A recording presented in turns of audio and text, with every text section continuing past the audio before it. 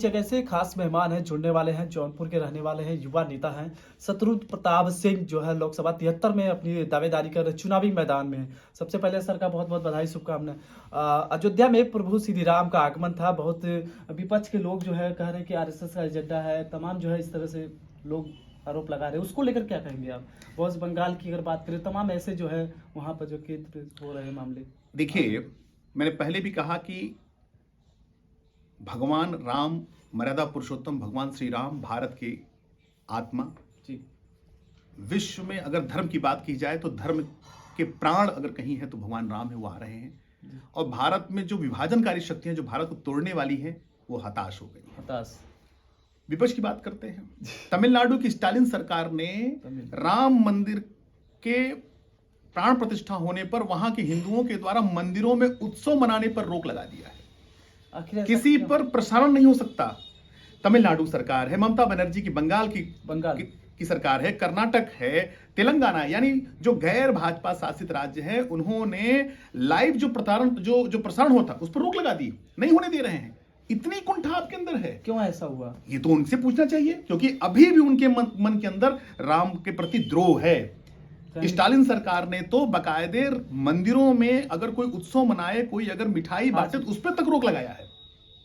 ठीक है, हमारे केंद्रीय मंत्री हमारे उस पर बराबर मतलब बात कर रहे हैं, विरोध कर रहे हैं, बोल रहे हैं। तो ठीक है, उस पर लोग नहीं बात कर रहे हैं। मंत्री उस मुद्दे को उठा रहे हैं, बता रहे हैं, तो क्या उस जनता जवाब देगी? 2024 में जनता जवाब देगी। किस तरह से जनता जवाब देगी? मुंह तोड़ जवाब देगी, देने वाली है। वो संसद के अंदर से, देखिए हमारा देश लोकतांत्रिक देश है। जी बिल्कुल। हमारी जनता विश्व में लोकतंत्र की एक प्रबल उदाहरण है। जी। और सदैव भारत की जनता ने अपने लोकतांत्रिक निर्णयों के द्वारा अपना विशेष मत दिया है। और मैं समझता हूं कि इन आसुरी शक्तियों को भारत की जनता ने अपना दंड देने का मन बना लिया है। ये जितनी भी हैं, ये जितनी भी ऐसी हैं, मतलब ये जो बुरी शक्तियां हैं, मैं बुरी शक्ति बात करता हूं। ठीक है भाई, भगवान राम आ रहे हैं, लोग उत्सव मना रहे हैं। ठीक है, यह भारत सनातन भारत है, हिंदुत्व का भारत है, हिंदुओं का भारत है, 80% हिंदुओं का भारत है। अपना उत्सव न मनाएं। 550 साल हमने कैसे पीड़ा लड़ी है, लाखों करोड़ लोग हमारे मरे हैं, हमारे माताओं बहनों का अपहरण हुआ है, कितने मतलब लाखों मतलब मंदिर तोड़े गए हैं। ठीक है, हम उस पर अपनी बात भी नहीं कर सकें। कहीं न कहीं जब लाइव प्रसारण चल रहा, प्रधानमंत्री नरेंद्र मोदी जी और सीएम योगी भावुक हो गए थे, और वो पल जो है काफी जो है। देखिए पंकज जी, भावुक होने का प्रश्न ही है। भावुक हो गए। प्रधानमंत्री जी का भावुक होना स्वाभाविक था, क्योंकि प्राण प्रतिष्ठा, वो तो कह रहे थे मैं स्पंदित था। जी बिल्कुल, मैं किंग कर्तव्य ढूंढ था। और हमारे योगी जी, वो तो पीठ ही है राम मंदिर के आंदोलन का। उनके दादा गुरु महंत दिग्विजयनाथ से महंत अवैधनाथ, इन लोगों ने तो अपना सारा जीवन लगाया है। अरे हम लोग बड़े बड़भागी हैं कि हम लोग यह दृश्य देखने का सौभाग्य प्राप्त कर रहे हैं। और जैसा हमारे प्रधानमंत्री जी ने कहा, अब हम सब पर बड़ी जिम्मेदारी है इस देश को राममय राम राज की तरफ ले जाने का। हमारे पूर्वजों ने जो काम करना था कर दिया है। अब हम पर ऋण है कि हम कैसे भगवान राम के आदर्शों पर चलते हुए देश को आगे ले जाए। ठीक है, विश्व में हर जिले में जो है दिवालिया की तरह मनाया गया प्रभु श्री राम उत्सव है। देखिए, भारत और भारत का जो हिंदू समाज है वह उत्सव प्रेमी है।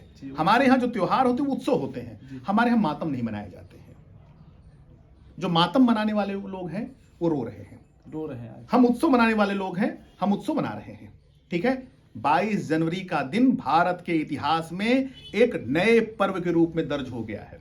तो क्या 22 जनवरी को हर साल जो है दिवालियों की तरह मनाया जनता एक ऐसा है जिसको हम जनार्दन कहते हैं। जनता जनार्दन, वह स्वयं निर्णय उसने ले लिया है। कौन कह रहा था? कोई पार्टी लगी थी क्या जो सैकड़ों हजारों लड़के, युवा, नौजवान अपने सर पर, अपने पगड़ी पर मतलब भगवा ध्वज करके पैदल इस ठंडी ककड़ाती ठंड में चले गए? मैंने देखा है दृश्य, लोग चले जा रहे हैं। आज अभी मंदिर, अपने एक सोशल मीडिया पे एक देखा होगा, एक वीडियो था, एक फातिमा नाम की एक लड़की थी जो जिस तरह से प्रभु श्री राम को दर्शन करने के लिए वो पैदल जो है यात्रा भी की थी, और सोशल मीडिया पे एक प्लेटफॉर्म पे काफी तेजी से वायरल था। उनके लिए, फातिमा जी के लिए क्या कहना चाहेंगे, जो भगवान श्री राम के लिए जो है दर्शन के लिए जो है? ये फातिमा जो है हमारी बहन है, और वह तो भारत की बेटी है ना। जी बिल्कुल बिल्कुल। उसको पता है कहीं न कहीं उसके पूर्वज तो हिंदू ही रहे। राम सबके हैं, उसके पूर्वज हिंदू रहे, और राम तो सबके हैं। सबके हैं। राम राम ने तो कोई भेद नहीं किया है। बिल्कुल बिल्कुल। राम ने कहा जिसका जैसे जो धर्म हो वैसे मानो। ये जो धर्म के नाम पर जो विभाजन करके बांटते हैं तो जो मेरा नहीं वो किसी का नहीं, जी हाँ। ये तो नहीं है। राम तो सबके हुए, राम तो लंका वासियों तक के हुए। जी जिस लंका के राजा रावण का उन्होंने वध किया, उस लंका के जन जन के राम हो गए। जी बिल्कुल। जिस बाली को उन्होंने उसके अपराध के नाते दंड दिया, उस बाली के राज्य के जन जन के राम हो गए। राम तो सबके हो गए। तो फातिमा जो है, फातिमा बहन जैसी और भी बहुत ऐसे हमारे मुसलमान बंधु हैं जिनको पीड़ा है कि हम तो कहीं न कहीं हम तो हिंदुओं के ही पुत्र हैं, हमारे पूर्वज हिंदू ही रहे हैं, हमने अपना मत मजहब जरूर बदला होगा। इस देश को थोड़ा बदल सकते हैं आप, बिल्कुल। हम मत मजहब बदल सकते हैं मित्र, अपने पूर्वज को कैसे बदलेंगे? हमारे पूर्वज तो एक ही है ना। भगवान श्री राम। तो और राम सबके हैं, राम तो सबको साथ लेके चलने वाले हैं।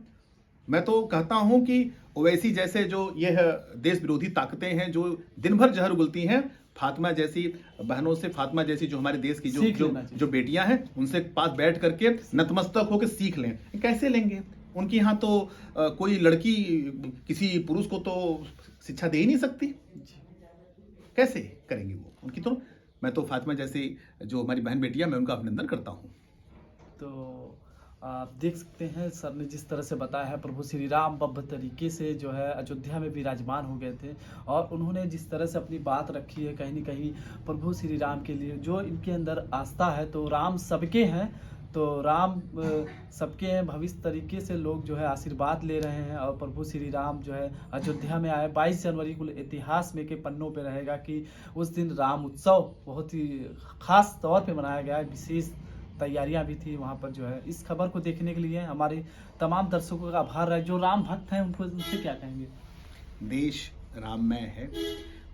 अभी आडवाणी जी ने एक पत्र लिखा है जी। उन्होंने कहा, मैं संदर्भ में जोड़ रहा हूँ जी।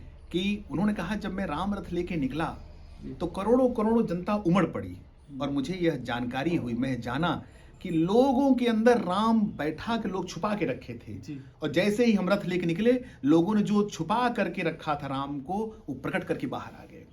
तो यह देश तो राम का है और भगवान राम ने सदैव सत्य न्याय धर्म की स्थापना किया है। वो मर्यादा पुरुषोत्तम है। हम देश की जनता से बार बार ये आह्वान करते हैं कि राम आ गए हैं तो हमारी जिम्मेदारी बढ़ गई है। राम जैसा हम हो सकें, उनके बताए हुए उनके जो जीवन है उस पर हम कुछ पल हम चल सकें, कुछ पग हम बढ़ सकें। इन्हीं शुभकामनाओं के साथ मैं समस्त देशवासियों को भगवान श्री रामलला के विराजित होने की बहुत बहुत ढेर सारी शुभकामनाएं देता हूं। मैं आप सबके जीवन के भविष्य के मंगल कामना करता हूं। जी बिल्कुल सर, आपका बहुत बहुत स्वागत, अभिनंदन है। और जिस तरह से आपने अपनी बात रखी है और प्रभु श्री राम अयोध्या में आ गए हैं, तो इस खबर को देखने के लिए हमारे तमाम दर्शकों का आभार। जय हिंद, जय भारत।